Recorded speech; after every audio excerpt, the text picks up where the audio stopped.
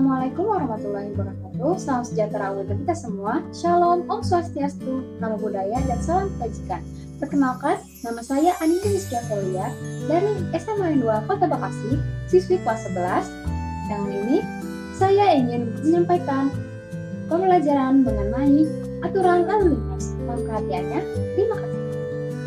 Di sini terdapat 3 indikator. Yang pertama, memahami rambu lalu lintas beserta pengertiannya. 2. Mengetahui makna jalan beserta fungsinya. 3. Memahami peraturan tentang tata cara mengemudi dan berperilaku di jalan raya. Kemudian kita masuk ke dalam pengertian rambu lalu lintas. Apa sih rambu lalu lintas itu? Rambu lalu lintas adalah bagian perlengkapan jalan yang berupa lambang, huruf, angka, kalimat, atau perpaduan yang berfungsi sebagai peringatan, larangan, perintah, atau petunjuk bagi pengguna jalan. Rambu lalu lintas telah diatur menurut Peraturan Menteri Perhubungan Nomor 13 Tahun 2014. Kemudian di sini terdapat 4 jenis rambu lalu lintas, yaitu rambu peringatan, rambu larangan, rambu perintah, dan rambu petunjuk. Lalu kita masuk ke jenis rambu yang pertama, yaitu rambu peringatan. Apa sih rambu peringatan itu? Rambu peringatan adalah rambu yang memberikan informasi berupa peringatan akan kemungkinan adanya bahaya dan sifat dari bahaya tersebut kepada pengguna jalan. Pada rambu ini, dasar palang rambu berwarna kuning, sedangkan tulisan atau simbol pada rambu berwarna hitam. Salah satu contohnya adalah rambu pengatur lalu lintas.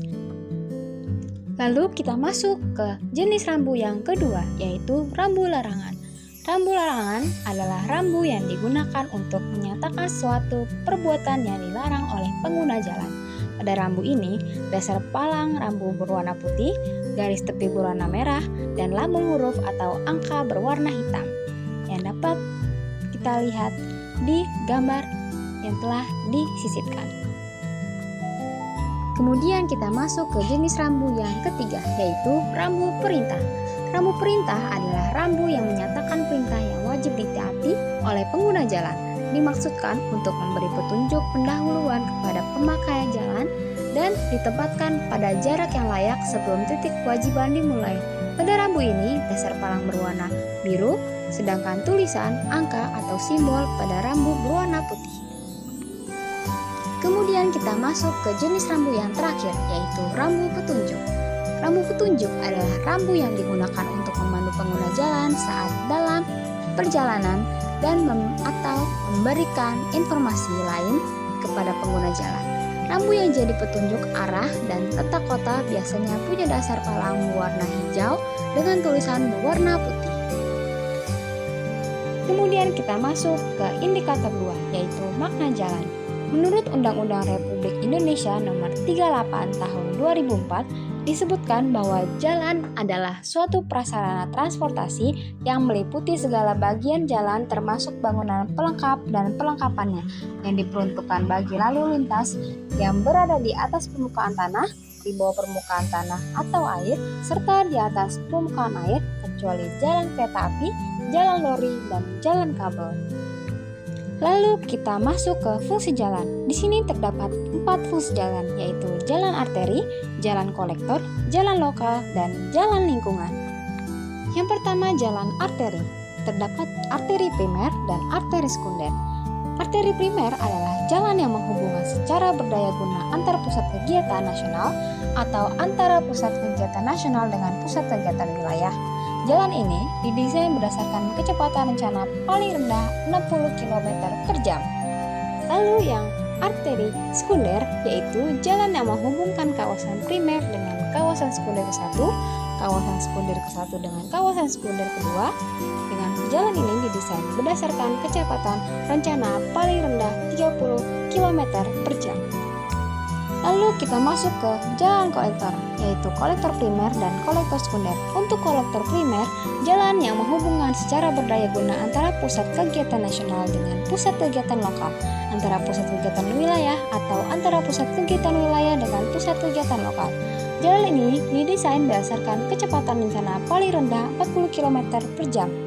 Lalu untuk kolektor sekunder, yaitu jalan yang menghubungkan kawasan sekunder 2 dengan kawasan sekunder 1 atau kawasan sekunder kedua dengan kawasan sekunder ketiga. Jalan ini didesain berdasarkan kecepatan rencana paling rendah 20 km per jam. Lalu kita masuk ke jalan lokal. Ada lokal primer dan lokal sekunder. Untuk lokal primer adalah jalan yang menghubungkan secara berdaya guna pusat kegiatan nasional dengan pusat kegiatan lingkungan, pusat kegiatan wilayah dengan pusat kegiatan lingkungan, antar pusat kegiatan lokal atau pusat kegiatan lokal dengan pusat kegiatan lingkungan, serta antar pusat kegiatan lingkungan. Jalan ini didesain berdasarkan kecepatan rencana paling rendah 20 km per jam. Lalu untuk lokal sekunder yaitu jalan yang menghubungkan kawasan sekunder ke-1 dengan perumahan, kawasan sekunder kedua dengan perumahan, kawasan sekunder ketiga dan seterusnya sampai ke perumahan. Jalan ini didesain berdasarkan kecepatan rencana paling rendah 10 km per jam. Kemudian kita masuk ke fungsi jalan yang terakhir yaitu jalan lingkungan. Terdapat lingkungan primer dan lingkungan sekunder. Untuk lingkungan primer adalah jalan yang menghubungkan antar pusat kegiatan di dalam kawasan perdesaan dan di jalan dalam lingkungan kawasan perdesaan. Jalan ini didesain berdasarkan kecepatan rencana paling rendah 15 km per jam.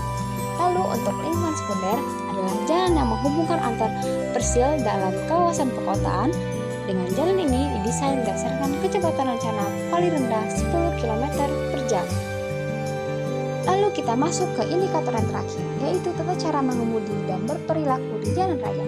Terdapat beberapa tata cara mengemudi, yaitu cek keamanan kendaraan sebelum berangkat, pakai sabuk pengaman atau menggunakan helm, patuhi batas kecepatan, selalu waspada dan hati-hati, jaga jarak aman dengan aturan 3-4 detik, lalu perhatikan pengendara lain, gunakan lampu sein jika ingin berbelok, gunakan jalur kanan untuk menyalip, periksa kaca spion, tepikan kendaraan jika ingin mengambil sesuatu, tidak menggunakan ponsel saat berkendara, dan patuhi aturan lalu lintas.